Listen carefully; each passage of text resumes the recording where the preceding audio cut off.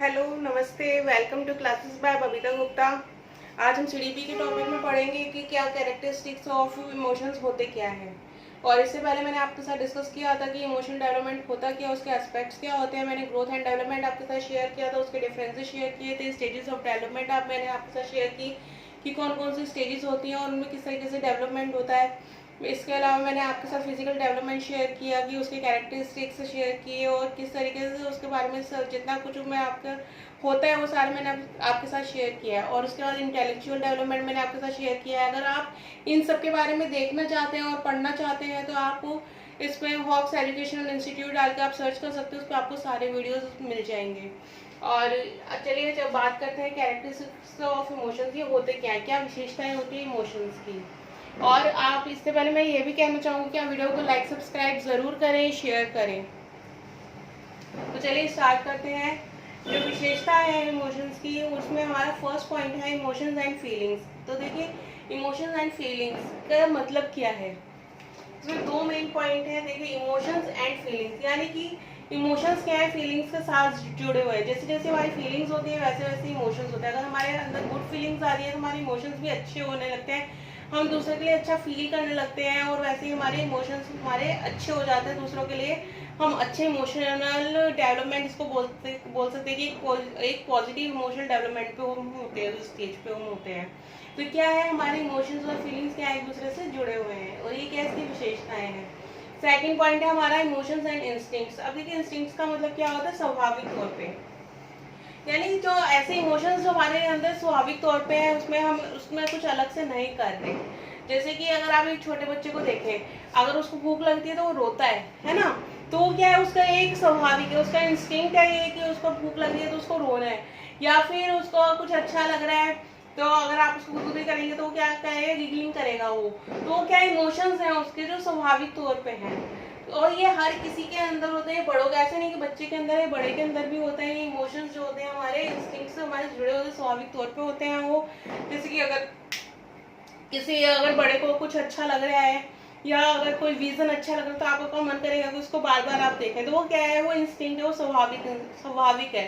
तो वो क्या है, हमारा इमोशन क्या है, इंस्टिंक्ट से जुड़े हुए हैं। इसके बाद में आता है हमारा third point, swing of emotions. अब देखिए स्विंग ऑफ इमोशंस कैसे होता है। स्विंग का मतलब क्या होता है कि किसी इमोशंस का बदलना। जैसे जैसे आपके, अगर आप एक पॉजिटिव माहौल में हैं, अगर आप एक पॉजिटिव एनवायरनमेंट में हैं तो क्या होंगे, आपके इमोशंस अच्छे होंगे। बट क्या होगा, अगर कोई नेगेटिव पर्सन आके कोई बात करेगा, कुछ करेगा, तो क्या होगा, आपके इमोशंस स्विंग होने लगेंगे, उसमें नेगेटिविटी में जाने लगेंगे। तो ये क्या हो गया, स्विंग ऑफ इमोशंस हो गई। यानी कि इमोशंस क्या है आपके, चेंज हो रहे हैं, स्विंग हो रहे हैं। कभी कुछ अगर आपके अभी अच्छे हैं तो अगर आप अच्छा फील कर रहे हैं तो उसके बाद अगर सडनली कोई ऐसी चीज हो जाए या भी कोई आ गया, कोई बात हो रही है, तो आपके क्या होंगे, इमोशंस स्विंग होने लगेंगे। ठीक है ना। इसके बाद हमारा नेक्स्ट पॉइंट है इमोशंस एंड स्टिमुली। अब देखिए स्टिमुली क्या होता है। स्टिमुली कि किसी चीज को देख के आपके एक्सप्रेशन चेंज हो रहे हैं। अगर सपोज अगर मैं एग्जांपल लूं कि आपने कोई हॉरर मूवी देखी है ना, हॉरर मूवी में क्या हुआ, एक बैकग्राउंड साउंड बचा, तो उसी से क्या होता है, हार्ट बीट आपकी तेज होने लगती है। तो क्या वो जो बैकग्राउंड साउंड है वो क्या बन गया, स्टिमुली बन गया, एक साधन बन गया जिसके द्वारा आपका इमोशन चेंज हो रहा है। तो जो इमोशन है वो किस पे भी डिपेंड होता है, स्टिमुली पे डिपेंड होता है कि किस तरीके का आपको वो किसी चीज को आप देख रहे हैं या कोई चीज आपके आगे प्रेजेंट है। कि या फिर अगर मान लीजिए कि कुछ लोग जैसे लिजर्ड से डरते हैं, तो वो क्या है, लिजर्ड देख के उनके एक्सप्रेशन एकदम क्या होंगे, चेंज हो जाएंगे। तो वो क्या बन गए, स्टिमुली बन गई वो लिजर्ड की, जिसकी वजह से इमोशन क्या हो रहा है, चेंज हो रहा है। ठीक है। इसके बाद में हमारा फिफ्थ पॉइंट है हमारा वाइड रेंज। अब देखिए इमोशंस की है ना एक वाइड रेंज है। जैसे जैसे हम देखते हैं ना, अगर आपने देखा हो कि एक छोटे बच्चे में देखिए, इन्फेंट में हम देखें इमोशंस तो क्या होंगे, वो अलग होंगे। और वो जैसे जैसे बढ़ता जाएगा वो चाइल्डहुड में आएगा, चाइल्डहुड के बाद में वो आएगा एडल्टहुड में, उसके बाद में वो एडल्टहुड के बाद में वो क्या होगा, ओल्ड एज में जाएगा।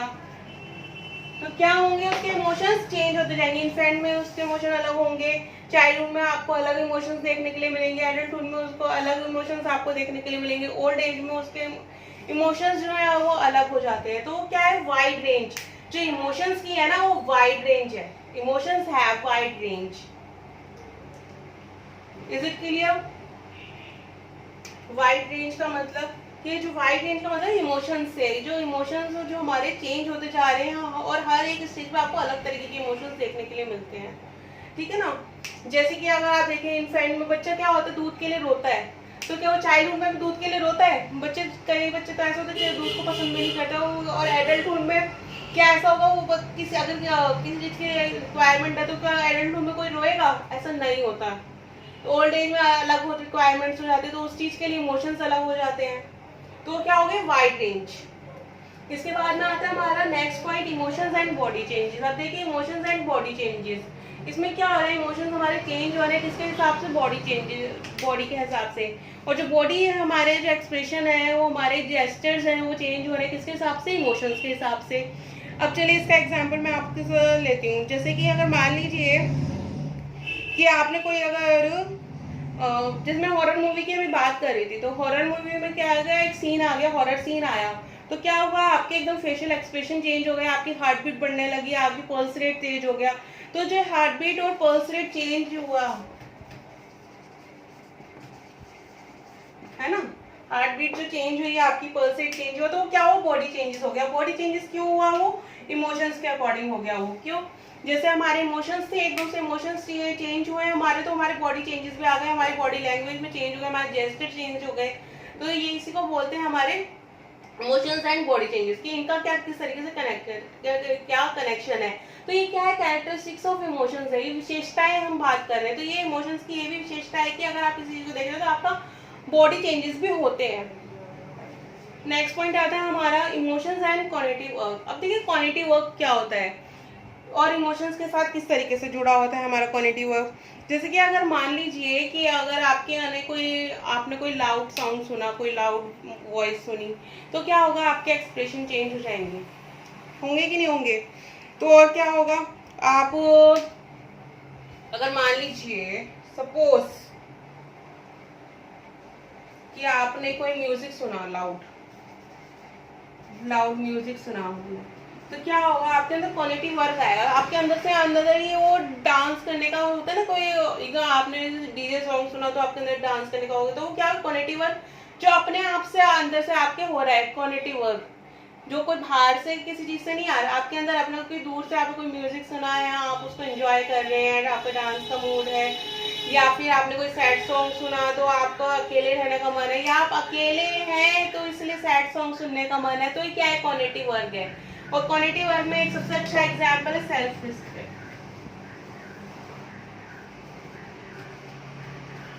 Self respect. अब देखिए जैसे मैंने यहाँ पे इन्फेंट की बात की थी, इन्फेंट में अगर आप किसी बच्चे को अगर आप हल्के से भी एक थप्पड़ लगा दें तो क्या होगा? उसके अंदर सेल्फ रिस्पेक्ट अराउज हो जाएगी?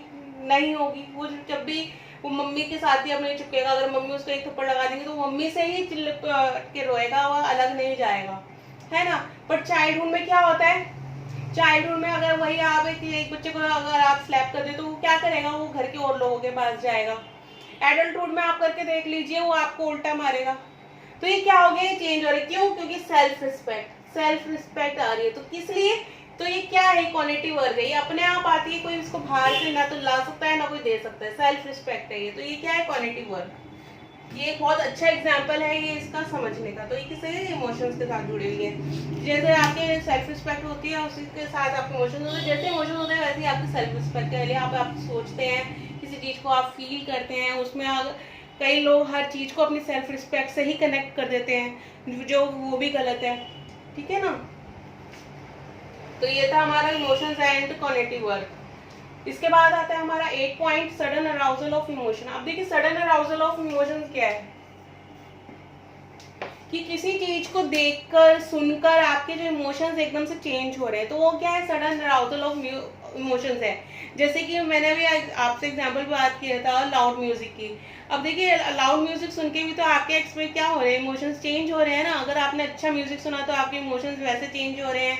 या फिर एकदम से कोई आया, उसने आपसे कोई बात की, आपके जितने भी अच्छे मूड में, अगर किसी ने कोई आपसे नेगेटिव बात की तो आपके अंदर क्या आएगा? एंगर, है ना, गुस्सा आएगा किसी बात को सुन के. अगर आप चाहे जितने भी अच्छे मूड में बैठे पर बात ही ऐसी है तो एकदम से क्या होगा? एंगर आ जाएगा आपको. ओह उसने ऐसी बात मुझसे कर दी. और इसी तरह से अगर कोई आप बुरे से बुरे मूड में भी बैठे हो, कोई आपको खुशखबरी मिल जाए, कोई अच्छी बात सुनने को मिल जाए, तो कैसा इमोशन आएगा आपके अंदर? हैप्पीनेस आएगी ना। तो क्या होता है सडन अराउजल, कि आप गुस्से में हैं बट आपने कोई बात सुनी तो आपके अंदर हैप्पीनेस आ गई, और अगर आप खुश हैं बट आपने कोई बात सुनी आपके अंदर गुस्सा आ गया, तो वो क्या है? वो सडन अराउजल ऑफ इमोशंस है वो।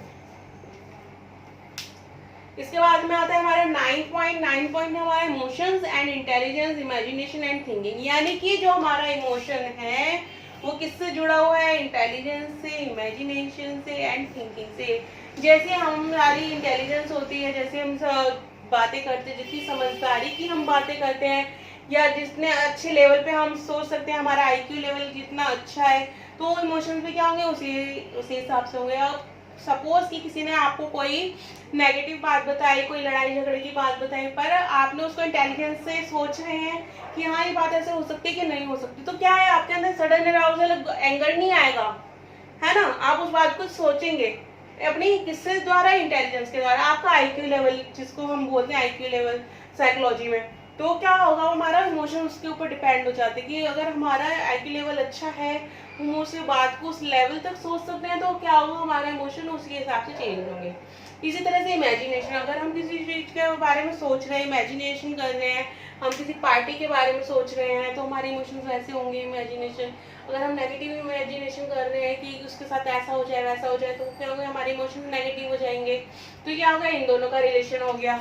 अभी मैंने आपसे बात की थी इंटेलिजेंस के रिलेशन, अब मैं बात करूंगी थिंकिंग के बारे में कि इनका किस तरीके से रिलेशन है। देखिए, अब जैसे सोच होती है ना, वैसे ही क्या होते हैं आदमी के इमोशंस होते हैं। अब चाहे वो इमेजिनेशन नहीं है, वो किसी अपने उसके पास कोई घटना घटी है और वो उसी के बारे में सोच रहा है, तो उसके इमोशंस वैसे होंगे। कई बार क्या होता है, आदमी बैठे बैठे हम नेगेटिव चीज़ों को जो हमारे पास्ट में हुई होती है हम उनको सोचने लगते हैं, तो हमारे इमोशंस वैसे ही हो जाते हैं, हमारा मूड खराब हो जाता है, हम किसी से बात नहीं करना चाहते। तो क्या है ये?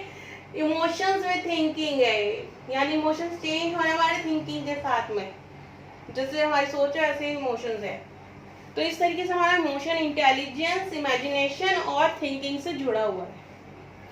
इसके बाद में हमारा नेक्स्ट पॉइंट है डिस्प्लेसमेंट ऑफ इमोशन। अब देखिए, डिस्प्लेसमेंट ऑफ इमोशन क्या होता है कि इमोशन का डिस्प्लेसमेंट से जैसे हमें पता चल रहा है कि एक प्लेस से दूसरे प्लेस पे आ रहे हैं, डिस्प्लेसमेंट हो रहा है।